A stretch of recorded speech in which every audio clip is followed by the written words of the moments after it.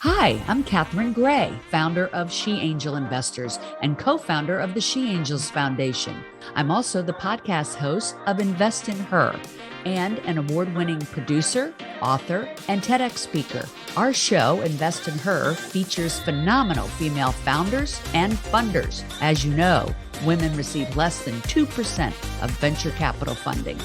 Our series is about accelerating the funding of women by connecting them to funding resources.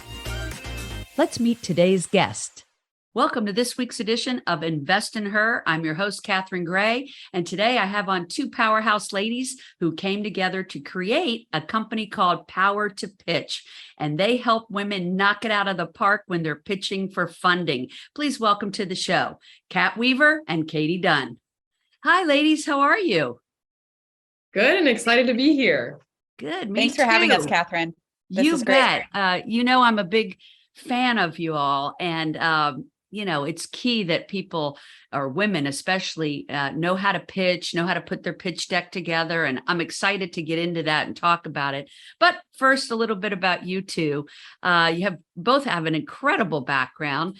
Kat, I know that you, right out of college, started a business out of your dorm room and then ended up selling it. And that was after winning like 22 pitches. So it seems like it made total sense for you to launch this business to help other women do it, So but I love that you're using that success you've had to help other people. Thank you. My parents used to joke that I should pitch for a living instead of actually running the business, because that became one of my superpowers. So I'm just excited to share all of the tips, tricks, mistakes, lessons learned along the way, and so others don't make the same. That's awesome. And we really need that. And Katie Dunn, wow, you bring so much to the table in this duo. You've had 25 years of working in, bringing billions of dollars in the real estate industry through banks and institutions. And I know you're an angel investor yourself now. So cool that you all teamed up with your strengths that bring a lot to the table when people work with Power to Pitch.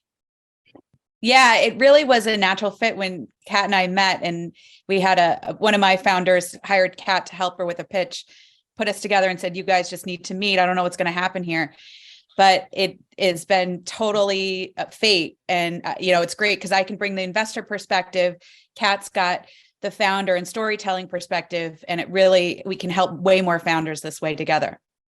I love it. And I know I've sent some people your way that, you definitely help these ladies because, when somebody decides to start a business, they don't necessarily have those skills. Maybe they just have the great skills of inventing or creating a product or whatever, but going out and pitching for money is a whole different thing. And I did note that you both went to some amazing schools. Katie, it looks like you were at Yale, and Kat, you were at Cornell, right?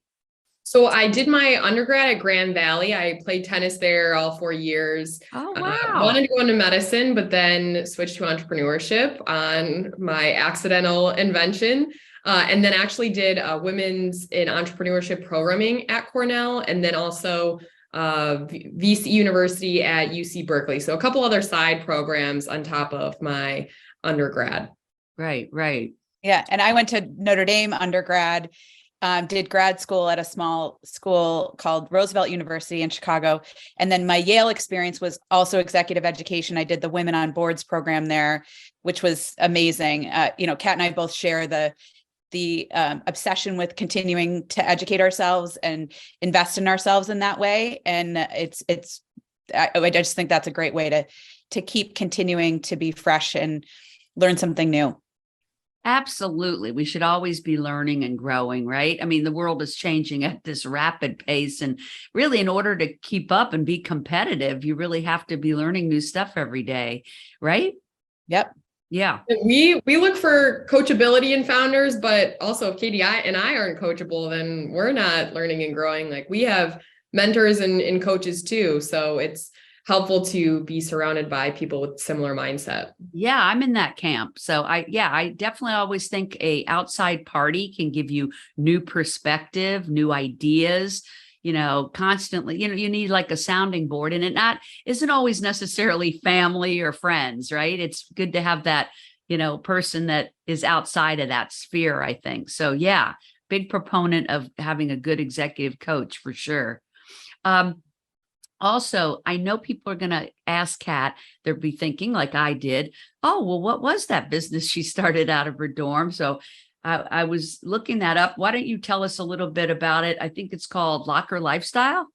Correct. Yeah. Yeah. So one day after college tennis practice, I had my stuff stolen out of the gym locker and I just needed my essentials. So I didn't want to be the fanny pack girl. So I ended up inventing a wearable wrist wallet, patented a couple of other products because I just wanted the basics with me and I needed them to be performance. I'm, running the gym and class and tennis. I just need my ID, cash, keys, and phone. Like that was it.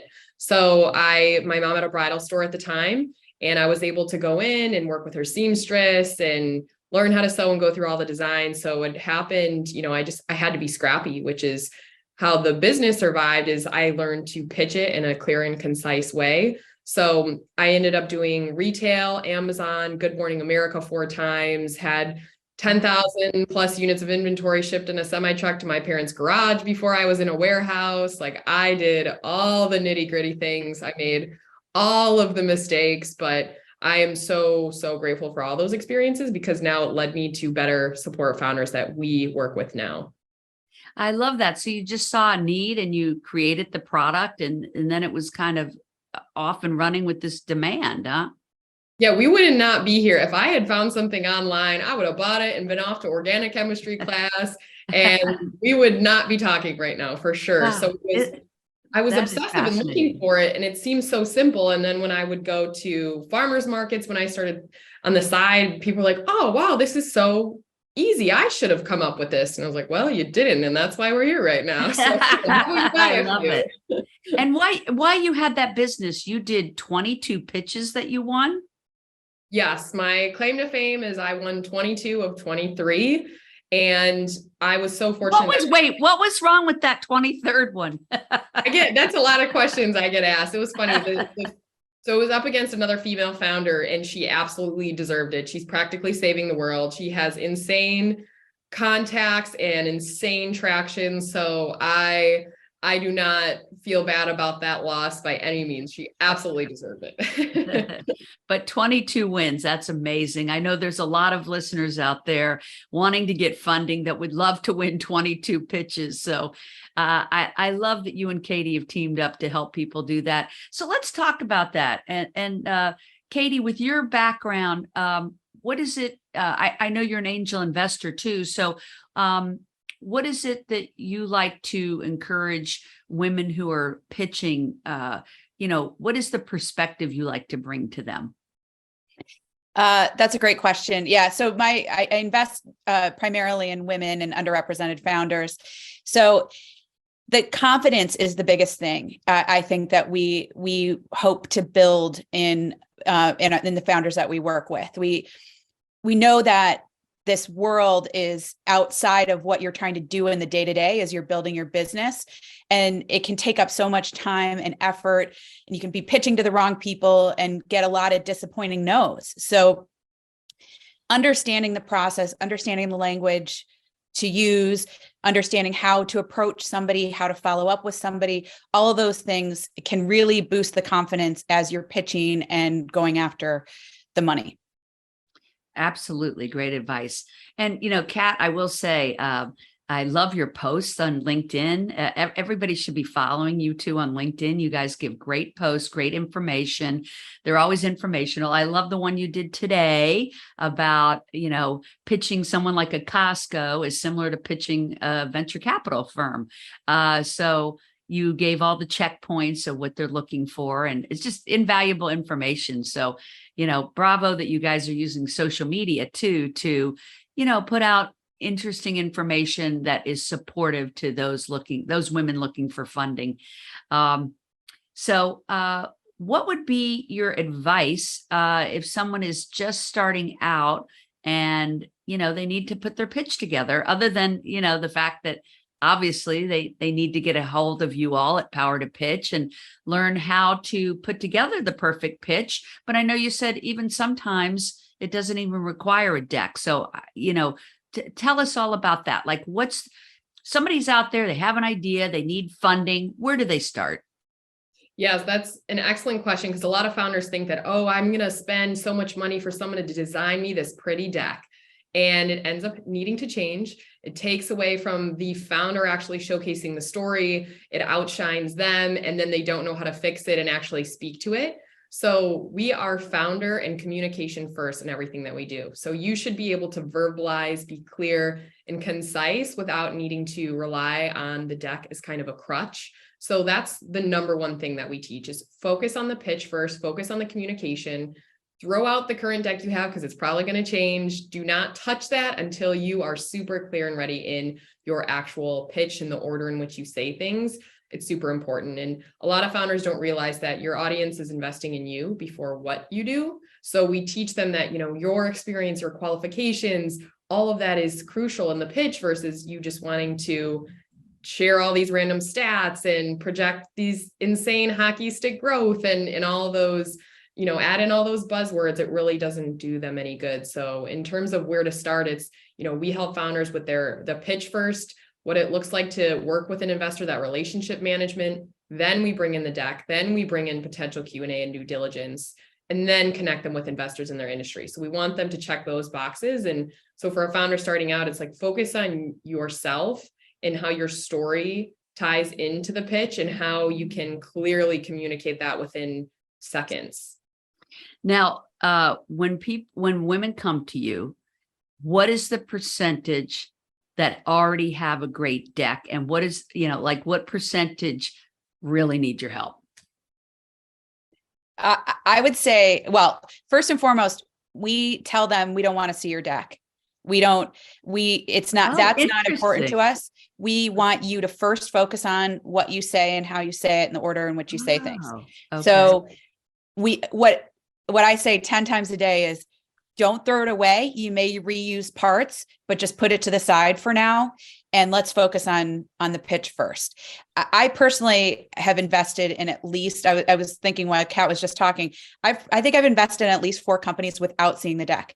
I've written the check before I've seen the actual deck. Wow, so the Kat said this, but it is so critical. It's, for me, when I'm looking to invest in somebody, it is 100% about the founder first. Do I trust them?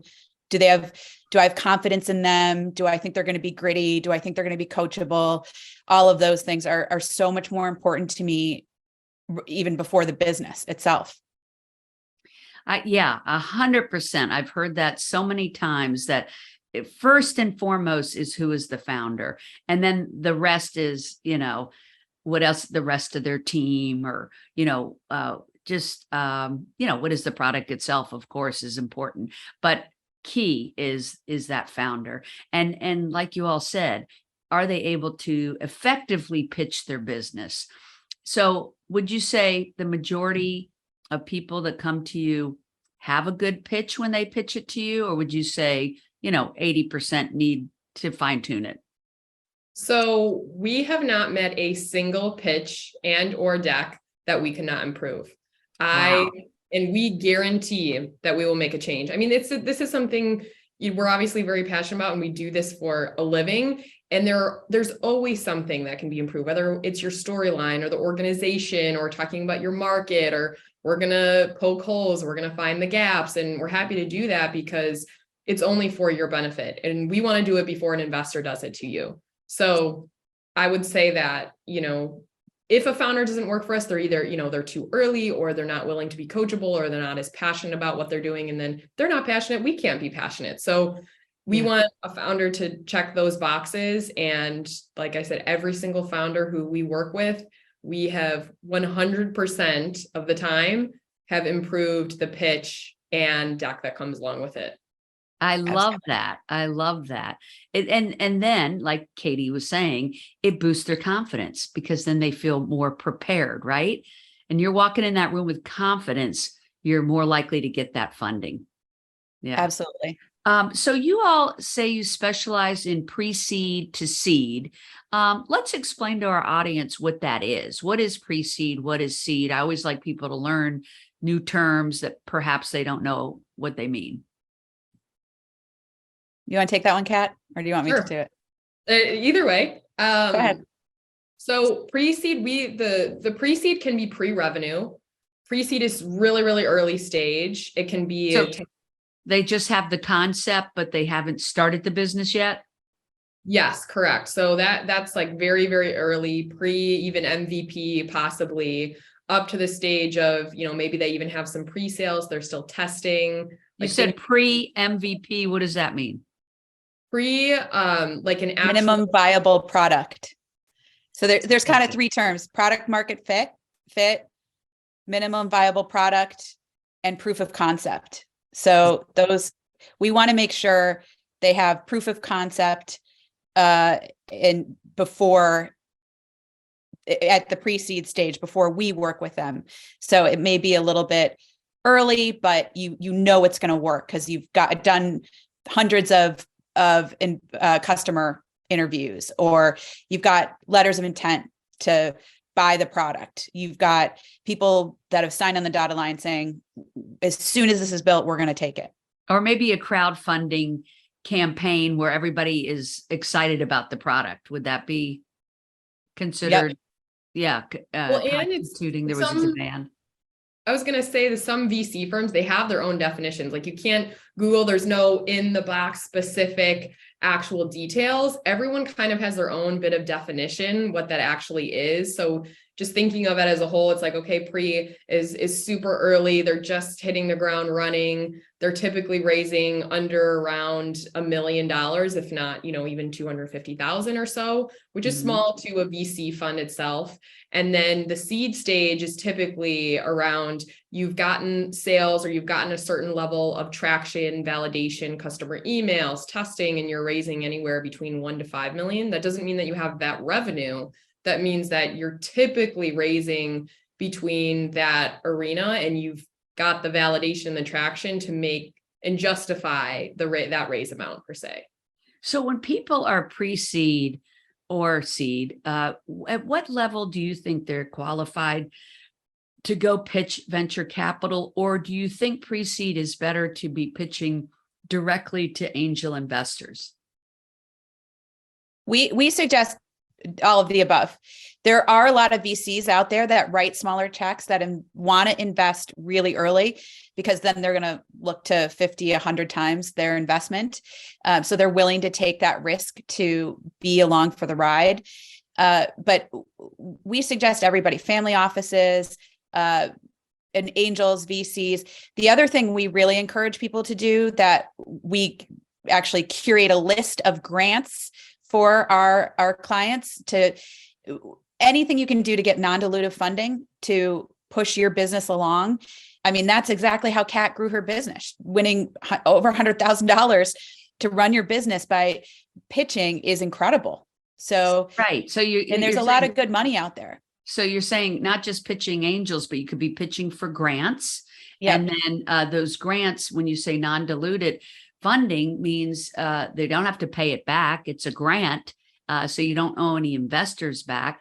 I always say, people don't have to necessarily bootstrap and get themselves in debt when there are these options that you're talking about, like getting grants and working with you all to know where do you find those grants that are out there. Because I think people say, oh, I'd love to get grants. I don't know where to begin. Right. So absolutely, that's wonderful advice. And then you were saying some of the venture capital firms do look for pre-seed. And then you mentioned family offices. Do you want to explain to our listeners what family offices are? Sure. So this is a wealthy individual who has created what they call a family office to make investments on behalf of their family trusts or the money that they've made personally.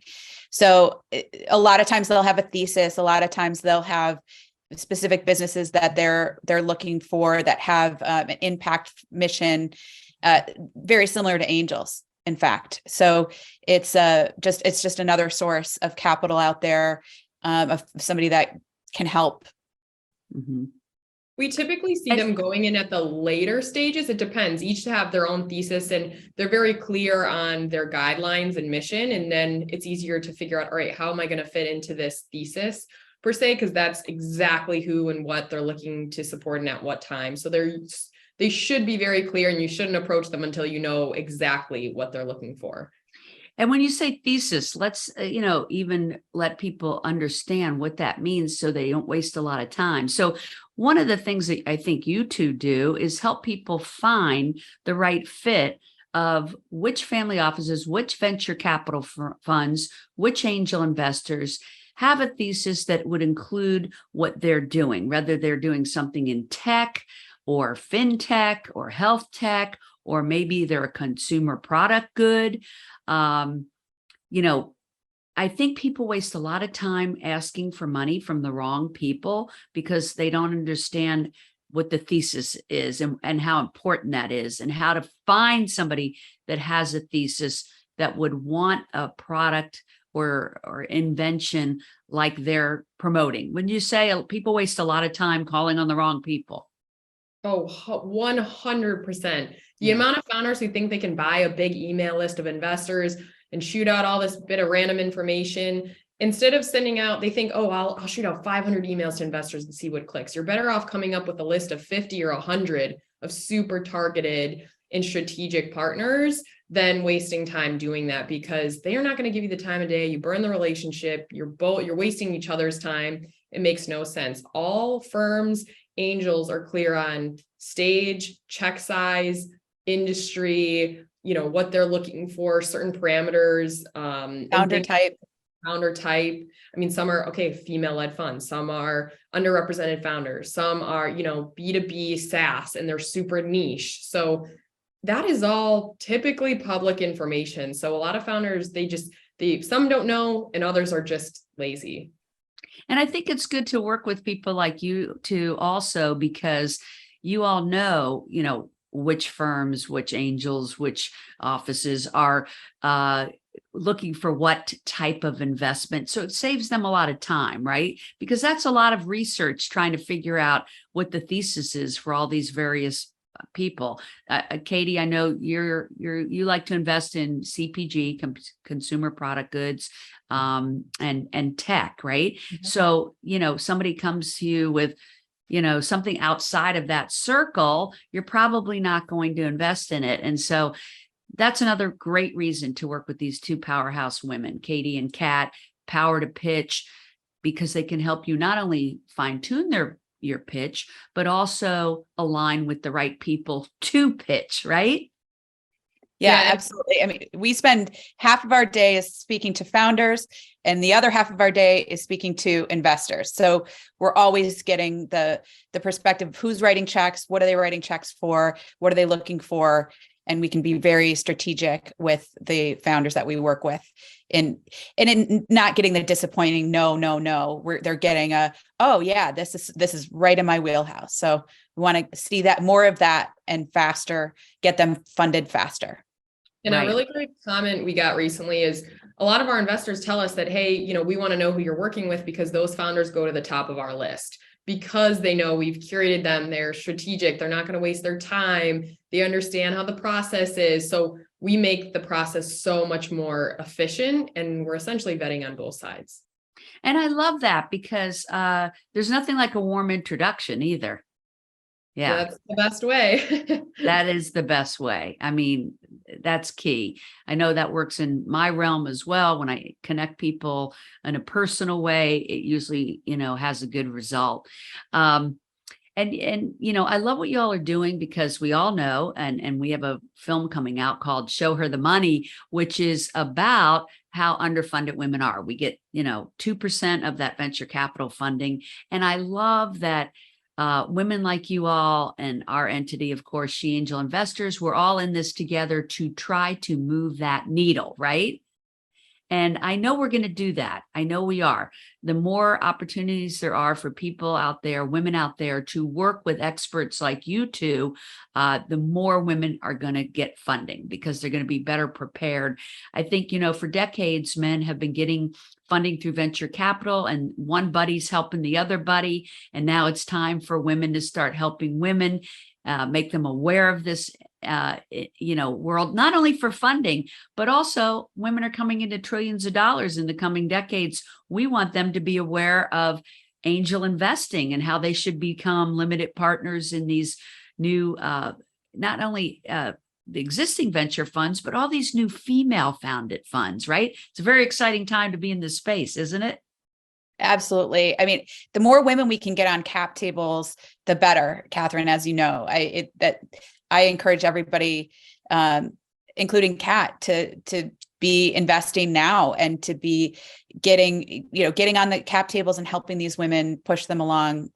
Women businesses there you go. No pressure, Kat. Actually, I did recently make my first angel investment. Yay!